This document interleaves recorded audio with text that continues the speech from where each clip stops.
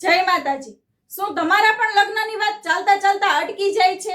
ઘણી મહેનત કરવા છતાં લગ્નનો યોગ બનતો નથી। ઘણી ઉંમર થઈ ગઈ છે પણ લગ્ન થતા જ નથી। તો તમારે આ ઉપાય જરૂરથી કરવો જોઈએ અને આ ઉપાય કરવાથી તમારા લગ્નના યોગ પ્રબળ બનશે અને તમને જલ્દી જ તમારા જીવનસાથીની પ્રાપ્તિ થશે। તો શું કરવાનું છે ચાલો જાણીએ। એ પહેલા કમેન્ટમાં જય માતાજી લખી દેજો અને આ વિડીયોને તમારા ફ્રેન્ડ્સ અને ફેમિલી સાથે જરૂરથી શેર કરજો। તમે રોજે સ્નાન કરો છો તેની અંદર થોડી હળદર નાખીને સ્નાન કરો અને સવારે સૂર્યને અર્ઘ્ય આપો અને તેની અંદર થોડી હળદર પધરાવો અને ઓમ રીમ સૂર્યાય નમઃ આ મંત્ર 12 વખત બોલીને અર્ઘ્ય આપો।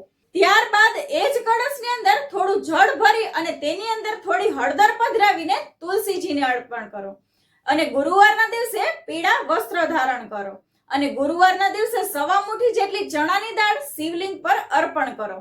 અર્પણ કરતા સમયે ઓમ નમઃ શિવાય મંત્રના જપ કરો અને ત્યાં જ બેસીને તમારી મનની મનોકામના વ્યક્ત કરો। જલ્દી જ લગ્નના યોગ બને એ માટે। જય માતાજી।